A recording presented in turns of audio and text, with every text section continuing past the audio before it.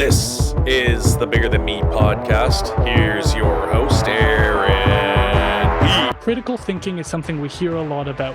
With apps like ChatGPT, we're outsourcing a lot of our writing responsibilities to artificial intelligence, AI models that are doing the work for us, but they cannot create original thoughts or ideas. That's where you come in. My guest today is the founder of Essay App, a tool that allows you to go through and develop your understanding, iterate through, edit your ideas, and come up with new, innovative concepts. This is a tool that I believe is really important as we're talking about AI and what its role is going to be. I think it's going to become more and more important that we think critically and understand issues deeply, and that's exactly what this app does. My guest today is Julian Peterson. Julian Peterson, what a pleasure it is to be with you today. Would you mind introducing yourself for people who may not have heard of you before? Yeah, for sure. Well, my name is Julian Peterson. I'm a software developer, musician. I founded an app called Essay App, which is a writing platform that helps people strategically organize their thoughts and iterate on their ideas without the help of AI at the moment, and in an effort to help people improve their own thoughts and get the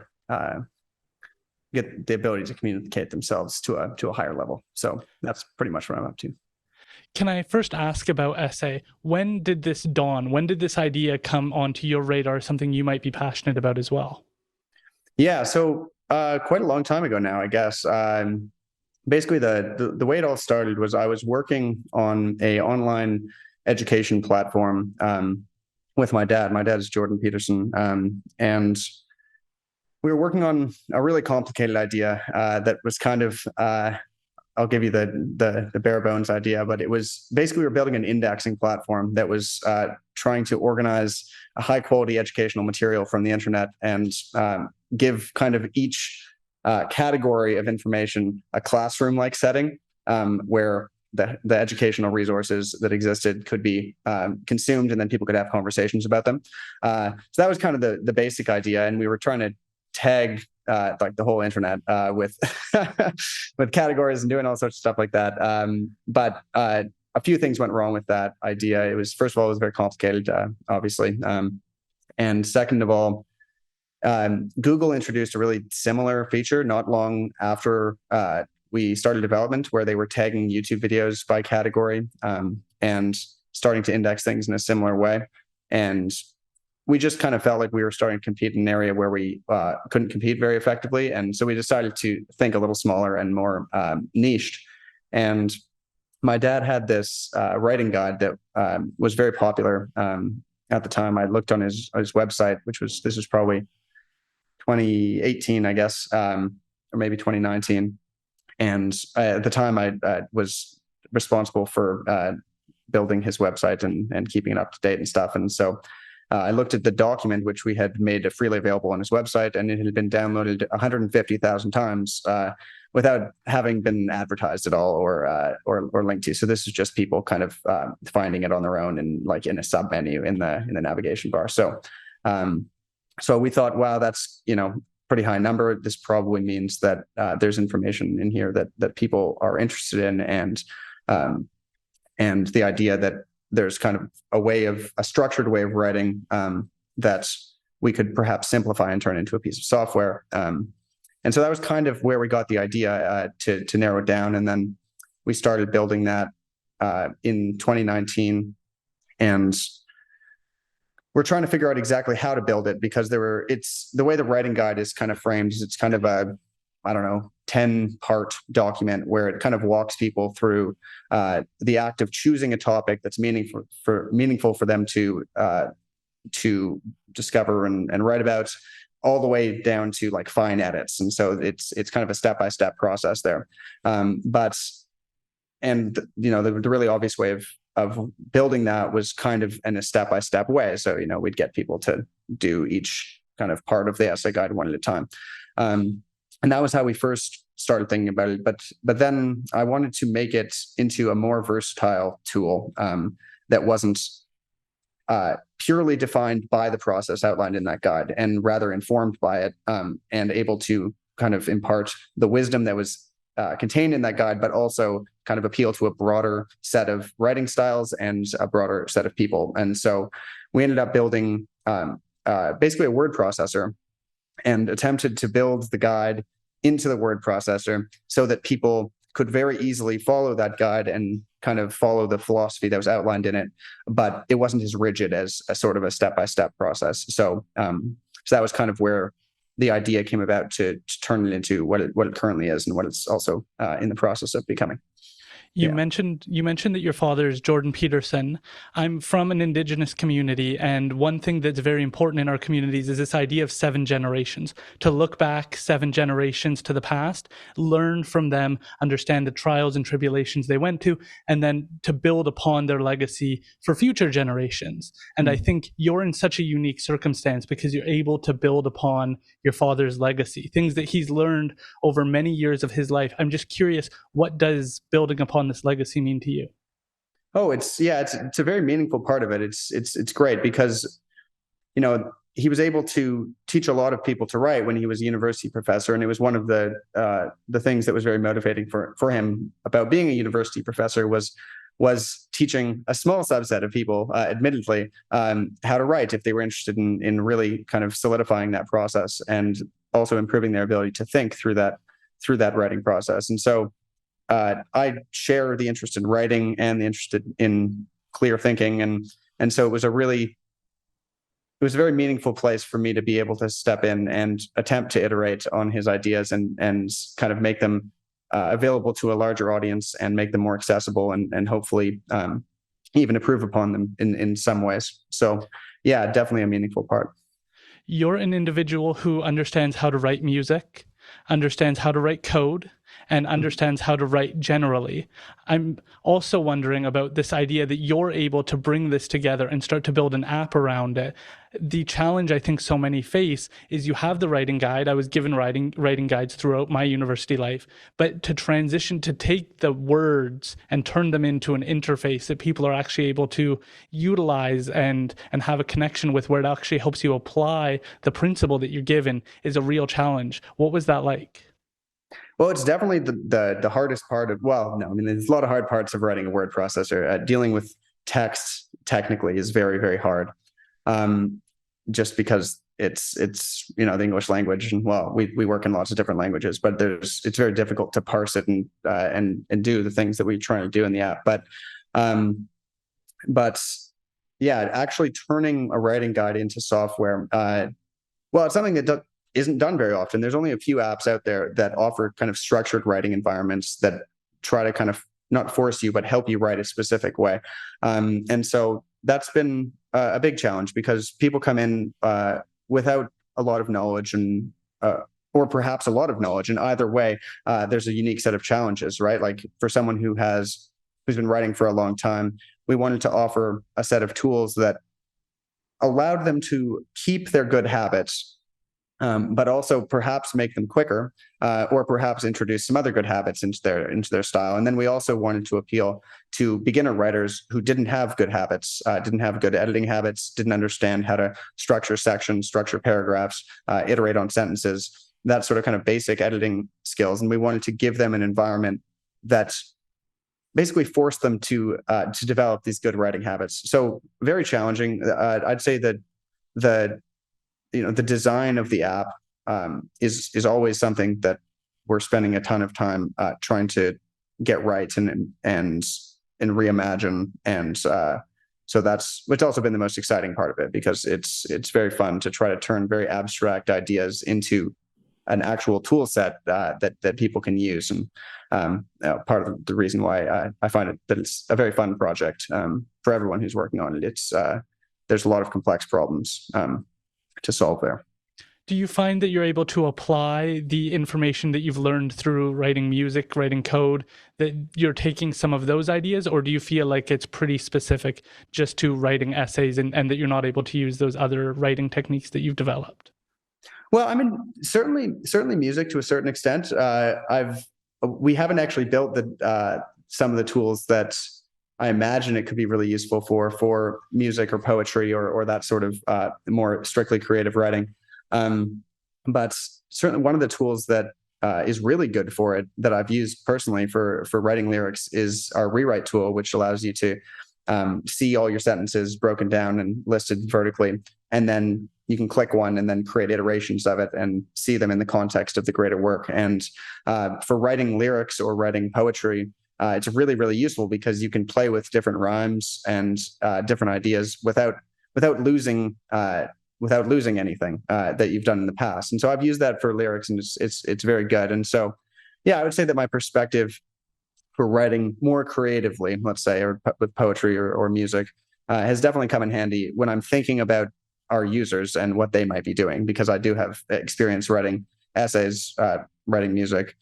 Code is so different when it comes to where you write it, even that I would say it doesn't explicitly enter my mind when I think of what our users are doing, but certainly I'm sure there's implicit things that are happening while I'm thinking about the interface that my experience as a developer lends well to. The problem that I see, at least from going to school through university, I think your dad was actually one of the first people that made me really realize why write. And it's actually shocking to me that you can go for such a long period of time through your educational journey and never wonder why you're putting your pen to paper or writing something down. That when you're given an assignment, you're just checking the box, and there's such an error in that. Once you understand the value of writing, there's such an error in looking to somebody else to tell you your essay is good, your article is good, it's bad, it needs these improvements, to wait for somebody else to cross something out, to say, like, you are able to do that. And the gift that you can have in your own life is to problem solve yourself and become kind of the person who steers the direction and goes, I don't like what I did there, I could have done this better. And I think it's unfortunate that we don't do that. Can you help us identify this problem early on of people not understanding why they write? Yeah, I mean, definitely that's a huge problem. I think you kind of hit the nail on the head with that.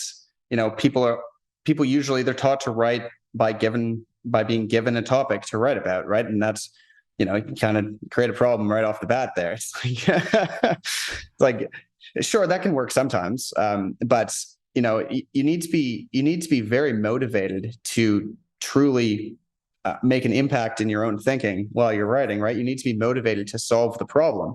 And so it's really important that you have chosen that problem, right? Or at least that it's speaking to you in some meaningful way. And so that's kind of step one in terms of understanding writing as a internal exercise, right? As an exercise of self-improvement and self-understanding and that sort of thing. So I would say people often start off on the wrong foot entirely. And then, even further on, you're always graded by teachers, sometimes teachers that aren't, thinking about the ideas. They're usually thinking about grammar, they're thinking about structure, which are obviously important things. But in terms of motivating someone to want to write, which, it is kind of like motivating someone to want to think or to want to understand things in great detail. It's much more important to get the basics right, which is, explore something that's worth exploring, and, make sure that by the time you're finished with the project, your understanding is much deeper than it was at the beginning. I'm trying to think of that classroom setting and what the motives of the students are. And again, I think Julian Peterson did a good job of laying out, like, why are you in this classroom today? What are you doing here? What is your long-term goal? So that you can see why you put in effort into these things. Because I think you did a good job. I was watching the tutorial video, and in some of the writing, if you pause it and read it, it says, you're going to have a problem writing. You're going to try and put 10,000 things on the front end, like do the dishes, clean your house, take the dog for a walk, do all these things before you want to sit down, because thinking is hard. It's not an easy thing. And we like to think that we're always thinking all the time, but often we're just kind of going with the flow of the day and checking boxes and getting things done. We're not actually critically reflecting on what our positions are, whether or not the evidence supports it, reading articles going, is the methodology correct? What do I like about this study? What are the problems with it? How do I elaborate on this issue? And again, the scientific method is hard for people to say that it's an easy thing to do, to take something you want to believe in, to take a position interpretation that you might prefer and actually go through and understand how it's wrong is not something people look forward to. We want to reinforce our understandings. And so this whole idea of developing this seems so unique because it puts some of those issues at the front of mind. It gives people the grace to understand this isn't always going to be easy, that you're not always going to want to sit down and write. And I think that you put a lot of grace into the concept, so people, when they're taking these early steps, it's not as intimidating when you're maybe switching over from a Microsoft Word over to the Essay app. Yeah, well, that was something we really wanted to emphasize, is that the hard part is the ideas, or it should be the hard part, right? The hard part is, first of all, choosing the right idea to explore, and then, doing an in-depth exploration. The hard part shouldn't be the structuring of the ideas and grammar and all the kind of fine detail. That's hard insofar as it takes a long time and it's an iterative process, and you need to spend a lot of time doing those things. But the most meaningful part of it needs to be the way that you start, the questions that you're asking, and the way that you explore those through the act of writing. And yeah, with Essay, we've really tried to, especially with the rewrite tool, kind of hammer home in the process built into the software that iterating on your ideas and looking at every detail of the writing and investigating it and making sure that it, that it's supporting the overall question and analysis properly. We've really tried to build that into the software and make it front of mind for people. And I think that's pretty unique in a writing environment that's offered, because a lot of the word processors, I guess, that we're competing against, they're so broad in what they're trying to do, right? Like Microsoft Word or Google Docs, or even some of the smaller ones. They're all offering a pretty broad interface for whatever kind of writing, but we're really trying to offer an interface for serious writing, like writing that is investigative or that has been, edited to the finest detail. So that's really the target user base that we're trying to appeal to, is people who are really trying to take their ideas seriously. If I'm being honest, it took me 2 years to really understand what a thesis was, what a good question is to start a good essay or write a good article. Can you describe, in your opinion, what makes a good question? When people are starting to take this first step of using the app, how do they think about the question portion? Yeah, that's a great question, and it's an extremely hard part for sure. That's partly why we don't even have a tool for it in the app right now. We just we just have an interface that and a story that we try to tell people when they start using it to ask them to do that. But yeah, I mean, there's a couple things. One, it has to be something that you are somewhat familiar with, but so that there's a level of interest, but that you don't know the answer to. So certainly it has to be outside of your comfort zone. And so you want to choose something that is a legitimate problem for you. It's like an area of your life or an area of reality that's that you don't understand properly, or perhaps it doesn't make sense to you, or perhaps there's a political issue about it at the moment, and it's contentious in the society, and you want to pick something like that where there's a real problem to be answered and you're not 100% sure what the answer is. That's a great place to start, and that's really all there is to it. And you want to make sure that it's an answerable question, right? So there needs to be resources out there that you could read, or that you could watch, or listen to, or whatever it is, that will greater inform your ability to answer that question, and then you're really all set. It seems like universities attempt this. I remember getting given an option, a list of directions or topics that I could write about. And the goal is to choose one that grips you, that engages you and makes you ponder or wonder. And it seems like one you should maybe avoid having a position already developed. And if you do have one, that you're prepared to challenge that preconception. And I think sometimes professors do a good job of reminding you to have like one paragraph that supports the position and then one position that like acknowledges the flaws in the position, and that's how you should go into it. Don't go into it with a final understanding, and be prepared to engage in the research process. When you're thinking about this, how much research do you think people should be giving approximately before they start putting words to paper? Well, I don't think there's a how much answer there, but really, I guess, well, you want to read enough and broadly enough that you feel that you have something to offer for the question, right? I mean, it's, you have to, you can always read more, I guess, is the answer. But but you have to read enough that you feel prepared to offer something of value to contribute to answering that question. And so normally, depending on the length of the text, that would be 5 or 6 articles and maybe a couple books. And ideally, like you said, some things that perhaps contradict each other or offer a variety of opinions so that you can come to your own conclusion, right? Because obviously, if you read a whole bunch of things that say the same thing, then you won't be drawing any conclusions. You'll just be spouting someone else's conclusions. One of the other pieces I think was really valuable that you also laid out is that this isn't just for university students. This is a tool that you can use to understand things in a deeper way. This is a tool that helps you think. And I think of, again, thinking as something that's hard work when you're actually doing it properly. And it takes time to research, to understand something. But this could be an email to your boss requesting a raise. And how are you going to frame that properly? This can be answering a political question and trying to understand why something irks you so much. Or you hear something and you go, because personally for me, land acknowledgements are not something I support. And so I think about, why do I get so frustrated when I hear them? Why does my blood start to boil? And going through the process to understand where I'm coming from and figure out what's going on. And a lot of those things are going to be somewhat unconscious, and you have to pull them into the conscious mind and then start to write about it so you understand more deeply what your position is and why.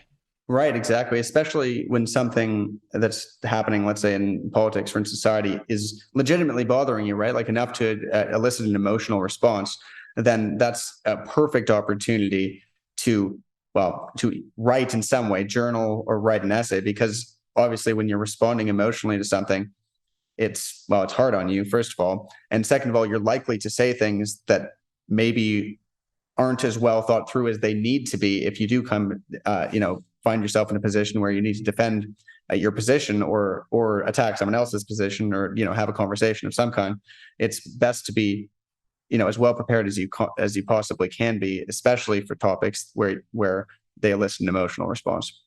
That's such a good point, because so often the things that engage us and captivate us are the very things that bring out that initial emotional reaction. And then you need to give the space in order to develop your perspective. And I think you do such a good job of making this point that writing can make you powerful, influential. It can be the thing in a healthy, flourishing society that gives you a clear voice on why you deserve the raise, why this new amendment to some law is an issue, why this bylaw doesn't work, why things in your apartment building should be modified. It gives you the tools to clearly articulate yourself. And sometimes we slack on that side of our life. When we're frustrated or annoyed, that's when we just react, send the email, and don't think it through. And it's such an error, because I think you develop self-respect when you send off something that's a high quality email. When you write to somebody or articulate yourself clearly, you can almost rest back on that and go, even if the person doesn't agree with me, even if the person misunderstands or doesn't take me correctly on like what I was trying to say, I said it to the best of my ability. And there's like a sense of pride in that. Yeah, well, I mean, that's really all you can do, right? And for the problem of asking for a raise, you can deserve a raise as people, all sorts of people deserve raises that don't end up with them. But partly it's because it's very difficult as a boss to choose who to give a raise to, and it's really, really useful as an employee to do the hard work and decide exactly how much you'd like and why. And then, all the person, it's like a rule of sale, right? Like sales, that is, like, you have to sell yourself. You got to make sure that the person who's buying you or buying your time, and is knows exactly what they're getting, and why they should pay what they should give, and make it as easy as you can to make them accept your proposal, right? And so it's the same, with raises or arguing a position in a debate, right? The the more information that you give that's solid and in your direction, the more likely it is that the person's going to be forced to agree with you. The bedrock of the app is this idea that the ideas within it are key, and that you need to figure out a way to articulate them. Maybe you're a savant and you have this deep understanding of something, but if you can't say it, if people can't understand what you're talking about, if it's all jargon and it's not clear, then it's not of use to people. It's never going to be read or understood or valued. And so that seems like the bedrock of the app. And it's something that, almost as you kind of described, most processors completely ignore this piece of the puzzle. They basically say, we're going to fix your grammar, we're going to modify the words on how you did it, we're going to change your sentence a little bit here or recommend a change, but we're not even going to touch the most important part, which is the ideas within the document. Right. Can you just talk about how that drives out the rest? Yeah, absolutely. And I guess there's a variety of, we have 4 tools. That we have Outline, which is very straightforward. It's just you can create outline sections, and then your paragraphs end up within them, and you can easily restructure kind of the big pieces of your work. And then we have Rewrite, which is something that tackles this issue head on. Is how do you actually improve upon the ideas within a paper or within a piece of work? And there's a variety of ways of doing that. Obviously, reading is the big initial one. But once you have your draft, right? Once you've written something, how do you actually make sure that the piece has value in every little part of it, right? So you don't have any unnecessary sentences, you don't have any filler. Everything is attempting to contribute to the final piece, and we found that it's a lot easier to do that the smaller the piece that you're looking at is, right? And so if you break it down into sentences, then you can look at it as if it's its own thing. It's like, does this idea hold merit on its own? Right. And you can look at your sentence and say, well, it does in some ways, but maybe I could change it like this. And it's a playful tool, right? So one of the things about editing in a regular word processor is you make an edit and then it's there. It's in the context of the work already. You can undo it, sure, and then you can go back and forth between things. But kind of written into the philosophy of the Rewrite tool is that you should play with every single idea that you're presenting in your piece of work. And so you should create variations of anything. You should look at them in context. You can just keep them for later. But it's really important, even at the level of the sentence, to have that freedom to try to express your idea in many, many different ways without the pressure of saying, okay, well, I'm definitely improving it here, right? You might create 5 iterations and 4 of them are terrible, but by creating those 5 iterations, you ended up with the right one, right? And then also, it's way easier to compare things than to remember whether it's an improved sentence or not. And so that's the other, I guess, cool feature of this tool, is that you can see all your variations laid out vertically, and you can actually look at them and say, well, if I'm looking at all 5 of these at the same time, it's really obvious that this is the strongest one. And that has 2 pieces of value. 1, it makes it easier to improve a piece of writing, but 2, you get really good at editing, because editing, being a good editor is, well, it's at least half of being a good writer. It's probably more like 80 or 90% of being a good writer, but it's a lot of it. And that's a really, really great way of becoming a good editor, is getting better and better at recognizing the good sentence in the list of 5 or 10 good sentences, and why is it better, right? And so that this tool really allows you to easily practice that at the same time as iterating your ideas and making them better. There's that deep idea of like comparison, that having 2 ideas kind of contrast each other allows you to see more clearly which one's stronger, which one you like more. And it's so clear when you say that you can't really do that with Microsoft Word in a clean, clear way. You can't do that with Google Docs unless you're just breaking up all of everything into some long list. It doesn't come across as clearly. Yeah, you can do it. It's just really inconvenient. Yeah, comparatively. Yeah, exactly. Yeah. So I'm also wondering about why we get so stuck on the I would say the garnishings. And it's not that they're not important. It's not that grammar isn't important, or style, or the ability to use like strong words that are kind of stylish. But why do we get so stuck on that? And why do we so avoid this deep thinking, this challenging part that really does differentiate the wheat from the chaff and show you as a strong thinker?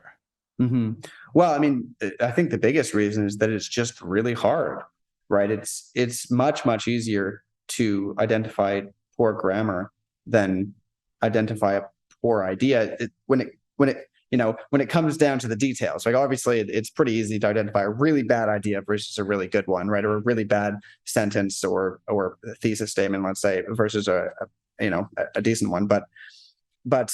And so that's the most of the reasons that it takes an editor, or it takes someone who knows how to write or knows the idea even better than you, to determine whether you've presented it well, right? You need a good reader for that. And, that's part of the reason why most of the, AI-based tools, let's say, or even the reason why teachers edit in that way, right? Like, is because to identify the ideas, you have to understand the topic and understand, or at least understand how an argument should be structured. And so at minimum, you need to have that requirement as a reader.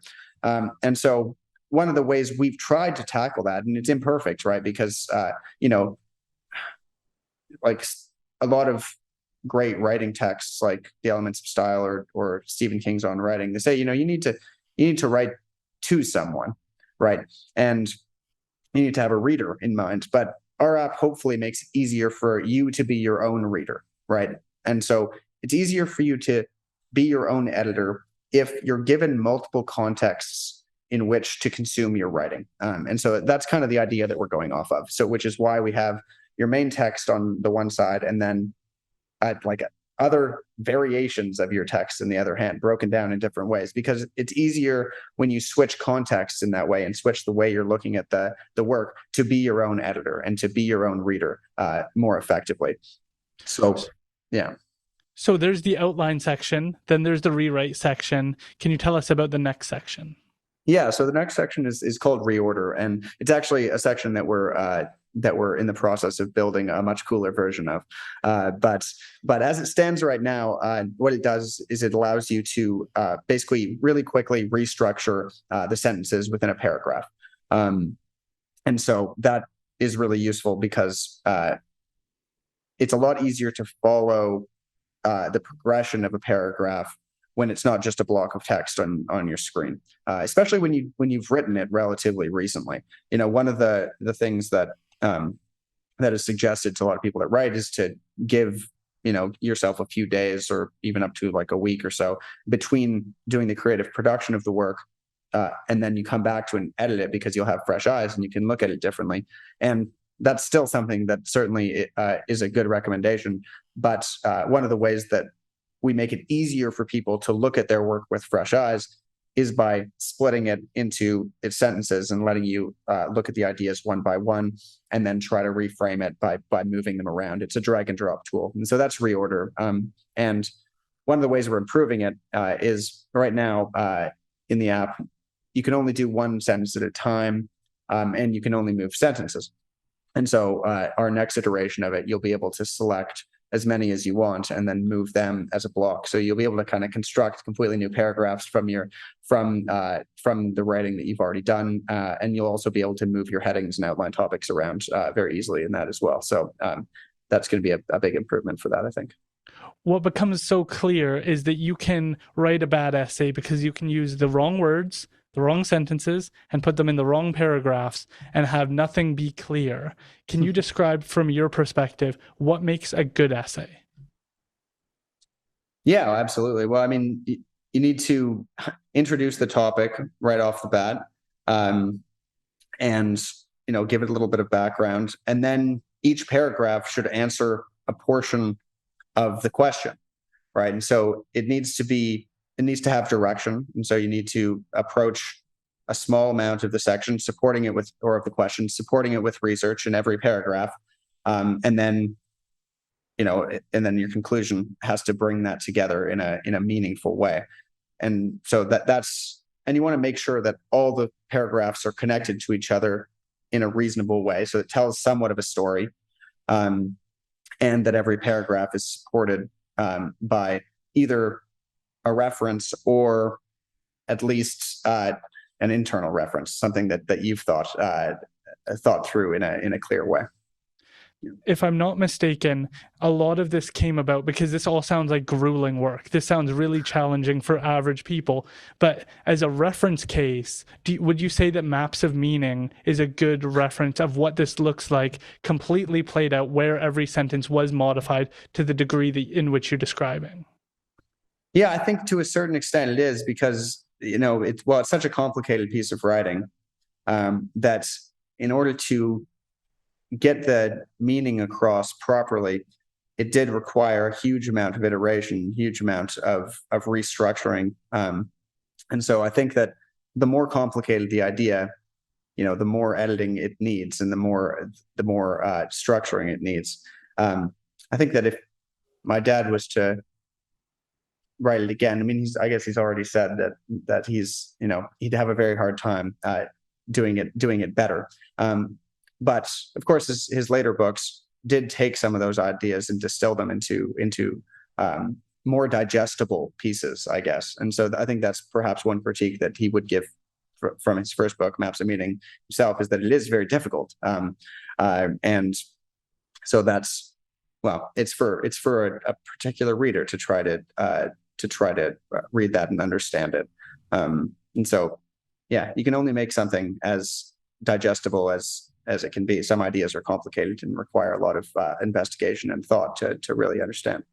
That's actually was going to be one of my questions. I think of some authors are prolific. They write book after book after book on this topic, that topic, that topic.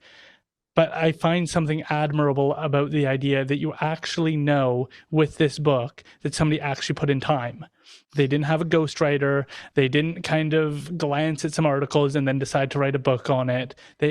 There's effort that went into it. And I don't know about you, but I feel like looking at really intelligent people, there's something intimidating about it. There's something uncomfortable about the idea that maybe we don't know as much as them. Maybe we don't understand things the way we think we do. That maybe around certain people, you're a very small fish in comparison when you're talking about ideas and understanding things deeply. And I think sometimes that intimidates us, but I think we need to be reminded of it. That idea of being awe-inspired by somebody's understanding of something can return us to that state of like, wow, that's something to look up to, that's something to work towards, is actually understanding something at that level.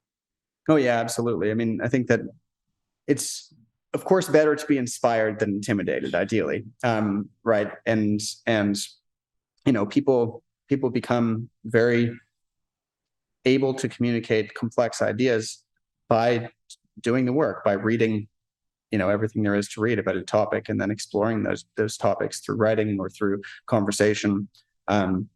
And yeah, I mean, I think ideally it's inspirational, which is why you read complicated books and why you read books by great authors is hopefully, I mean, partly just because the ideas are thought provoking, or the story is beautiful, or whatever it is, but it's also hopefully to be inspired to do great things yourself. Is there something you've learned through creating this app and this journey? Is there something you've seen and understood differently through the process? Yeah, I mean, I've learned a huge amount through developing it. We've been working on it, I guess, for almost 5 years, and I've been a part of pretty much every level of it, from kind of forming the business itself to being very involved in the designs and then programming a lot of it as well. So from I guess in a non philosophical sense, I've learned a lot of technical things while building it, and how to manage a team and how to structure a business and those things. So those have been extremely useful things to learn. I mean, those are really the things, I guess, that I have learned and that I'm continuing to learn. And that there's a reason that a lot of people don't build new text editors and WordPress. There's a lot of detail in working with text and still making it usable. There's definitely a reason why Microsoft Word is just a single page of text with, that's there's a reason they built it that way. User feedback. What have you heard from people experiencing it, and has that at all surprised you?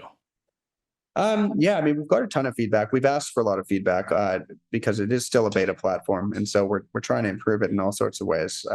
So we're always in contact with people using it and trying to understand. I mean, things that have surprised me. A lot of ministers use it, which has been surprising, and so that's pretty funny. But I guess one of the reasons for that, I think, is that they write a weekly essay, and so there's actually not that many people other than students who write weekly essays, and it happens that ministers are that group of people. So that's been pretty funny. Sorry, ministers of like Canada? Oh no, sorry. I mean like priests, right, okay. or people, or people in religious settings who are writing sermons or whatever. So we have quite a few people all over the world using it in that setting. And that's been quite interesting because that was unexpected. We kind of built it for, with our primary audience being students.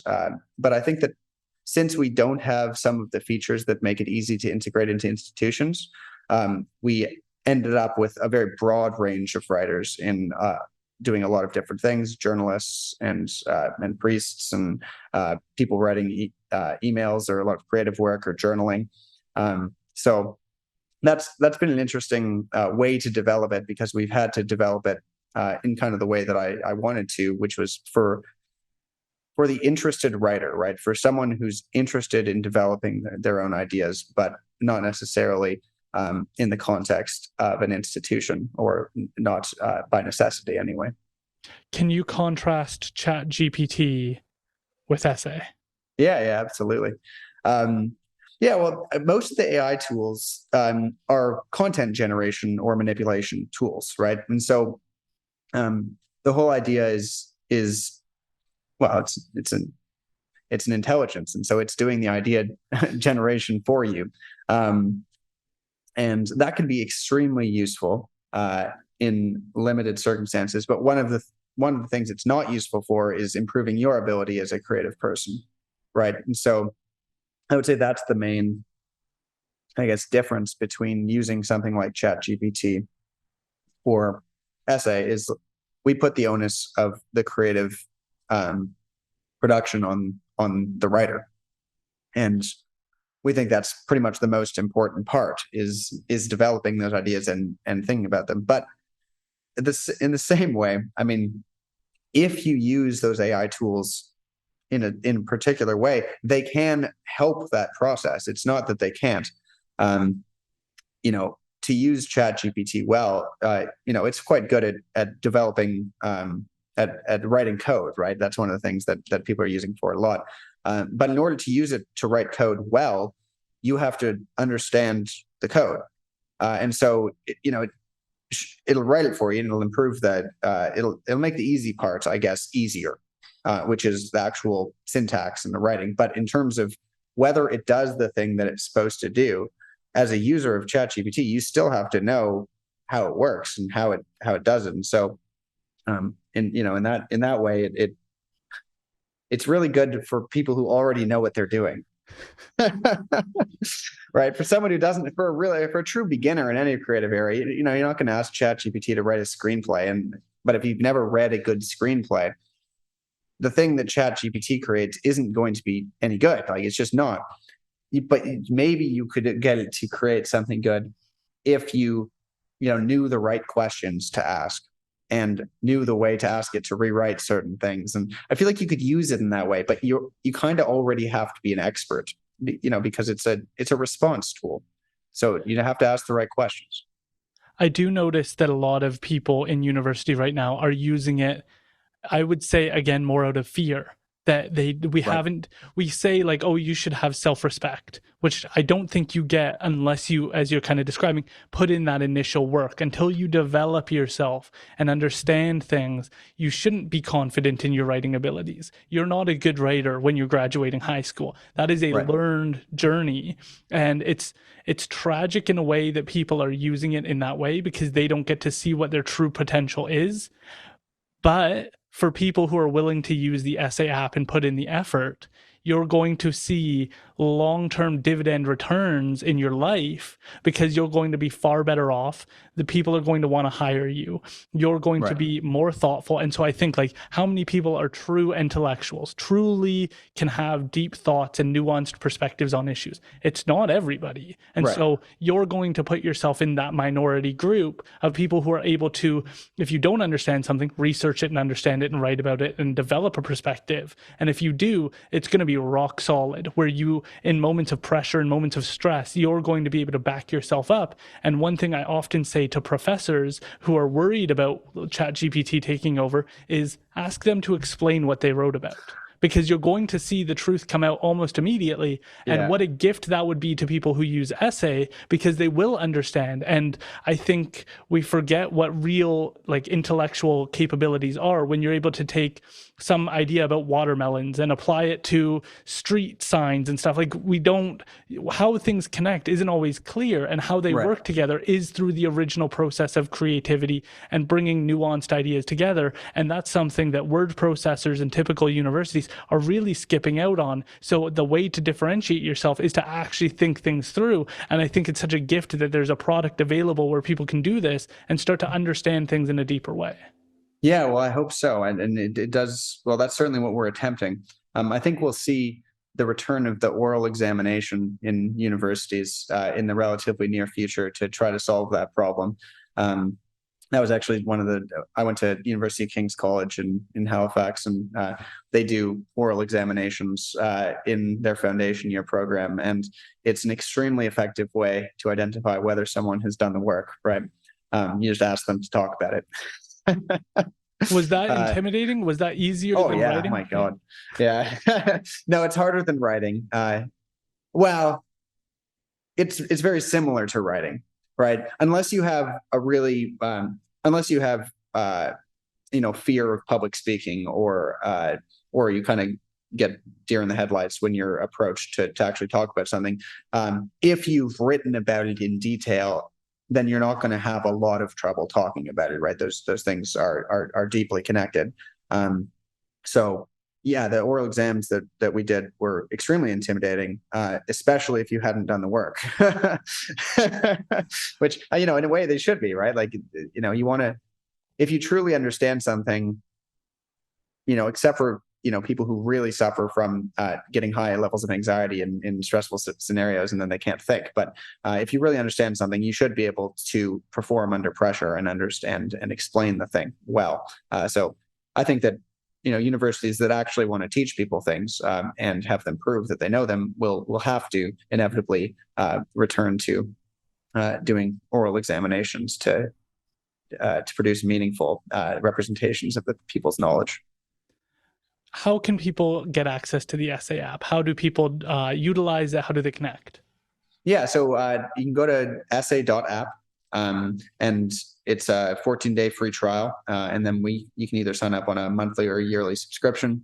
And it's that straightforward. We offer a tutorial when you first sign up that kind of explains the philosophy behind the program and how to use the various tools. So yeah, you just go to essay.app, and it's not a mobile app, so you have to go on a laptop or a tablet or a desktop computer to use it for now. Mostly because it's in its early stages, and we understood how to build it properly on a large screen, and we still are working on how to put it on smaller and smaller screens and have it be have the same effect, or the same offer the same tools. So yeah, essay.app.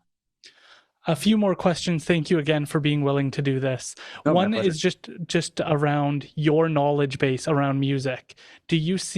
How do you look at writing in comparison to music? I'm sure that you can see like a musical piece without hearing it and see that it might look good or look aesthetically pleasing. Is it the same for writing? Because it's something that I also don't think we do a good job of, certainly through my law school career. Using nice words or aesthetically pleasing words was not the care of anyone. It was to make it as short and concise as possible. So is this something you see? Um,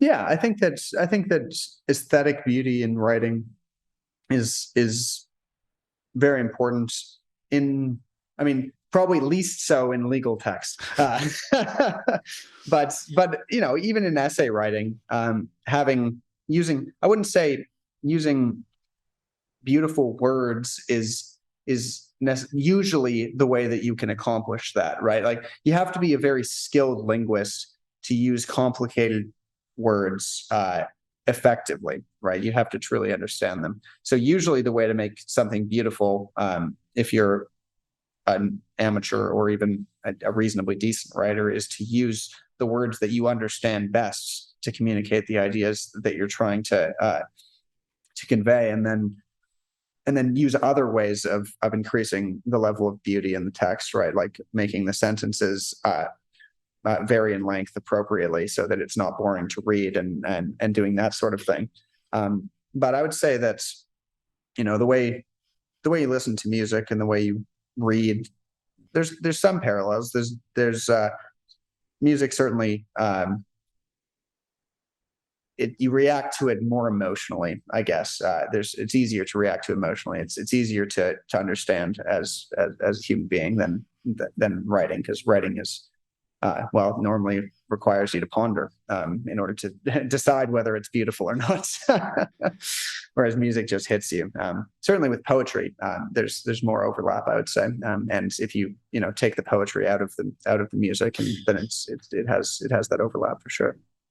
The other test case that I was thinking of as I was preparing for this is, and it might be outside of the norm, but because so many people might not see themselves as intellectuals, but comedians do exactly what you're describing really eloquently. Conservation of words, nuanced ideas, different perspectives. I've heard Joe Rogan talk about this whole idea of unique perspectives and trying to step outside the norm and figure out different ways to say things. This is a process that comedians go through fairly regularly. And I was just wondering if you have any thoughts on that. Yeah, absolutely.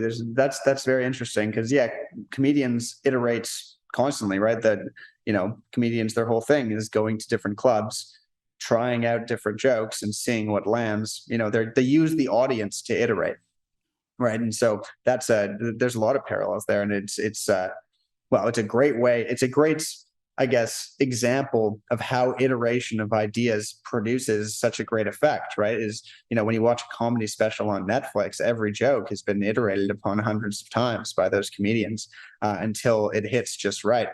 And so there's definitely a huge parallel, and it's a great example of how iterating on your ideas makes them hit way harder. Yes, and how not taking yourself too seriously, because this can sound, again, intimidating for some, but some of the funniest people you may think of actually go through this process. It just looks somewhat different. Right. Iteration actually isn't hard. It's only hard if you need to make it better every time. Right? Like if that's a requirement of your iteration, then it's really, really hard. But if all you're trying to do is make it different, then it's actually not that hard, right? And that's one of the things that we try to make apparent in essay, is that iteration isn't necessarily linear improvement, right? It's actually using creativity and playfulness to produce, right, and to create variation and to experiment, and then you can use your discerning eye to determine whether it's better or worse or funnier or less funny or whatever it is. But we're really trying to focus on the distinction between creative production and discernment, because it's really, really hard to do both those things at the same time. And usually the more iteration that you can do, to a certain point within reason, the better the outcome is going to be. That's a big challenge I think people face, is they want to write the essay and edit it at the same time, and you're using two different parts of your brain to try and accomplish that. The other piece that I think of with this is the idea of rewriting like YouTube titles, like that whole process, and trying to figure out what's going to attract attention or be interesting. It reminds me, because I send out a lot of what I'm going to make the YouTube title out to friends first, and I give them 4 or 5 different options and see what they're going to be most engaged with. And it sort of reminded me of Quora, about that idea of getting upvoted and downvoted on what is actually working. Yeah, that's an interesting idea, and it's something that we'd eventually like to build into essay. Actually, is the ability to share something like a rewritten sentence, right? So that's because obviously, having a good group of editors is extremely important when you're trying to produce something of quality. And so that's the same thing when we were building our marketing sites, or when we put out videos on Instagram and stuff. The captions, you like to run them by as many smart people as you can, and not just smart people. You want to run them by people who are interested in the types of things that you're trying to purvey and attract. So that's something we'd like to do, is be able to share a set of rewrites with someone else and get their feedback, or get them to select one and have that impact your decision. I think that'd be interesting. I love the idea that you embrace the iterative process, and that's exactly what this essay app allows people to do, is to go on that journey and to commit to improving themselves over time. Because you're not going to get that essay right the first time. It's going to be a process, and each one's going to get better and better. And that's an opportunity for personal growth and development, which I think is so inspiring.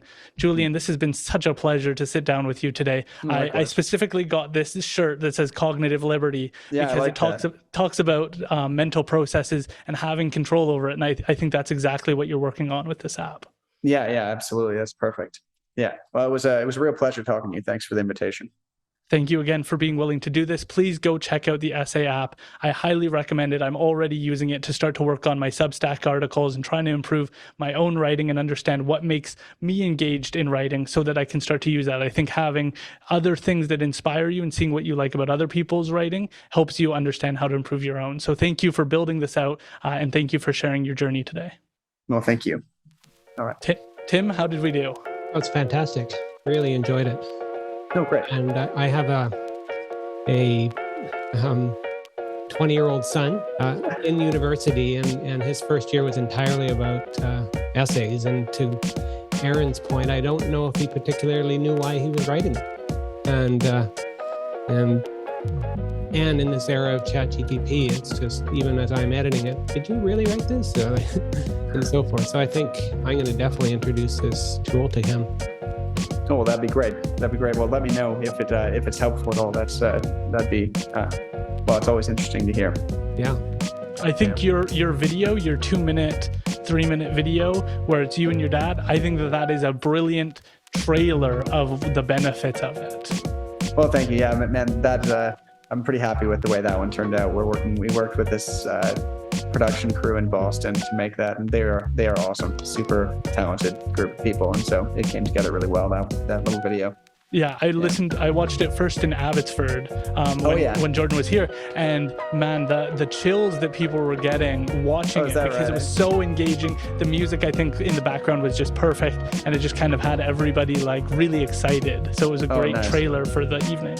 Oh, great. I'm glad to hear that. When we were deciding whether or not it was appropriate to put in front of a lecture that people have paid for it, we weren't sure that it was going to be. But I've been at a few of the shows where they played it, and it seems to do very well and be a good warm up for the evening. Yes, and you playing music, I think, would help as well too. Well, yeah, that was pretty fun. Hopefully I'll do that again. I almost came to Abbotsford. Well, thanks again for being willing to do this. It's such a pleasure. My pleasure. Very nice to meet you. And yeah, thanks very much for the invitation. Nice to meet you, Tim. You bet. One last side note is, as Aaron has guests come on, I'm always Oh, good. We've got a good lighting and background and so forth. And I'm going, wow, that's a really good chroma key for a virtual background. And then the more I looked at it, I realized, well, no, I can see like a sweater. It's not as perfect as necessarily.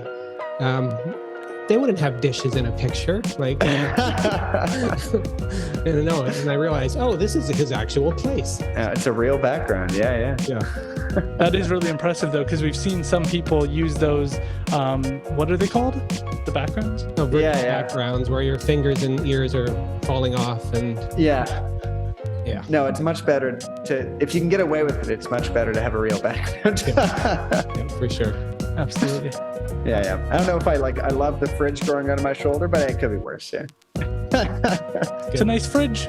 Yeah, it's all right. Yeah. And I got a whiteboard. It makes it feel like I'm doing stuff. Yes, you have a very well-designed background. Good. I wouldn't use my kitchen. But oh, well, this is our office, so it's not our actual kitchen wouldn't be quite as well put together. Okay.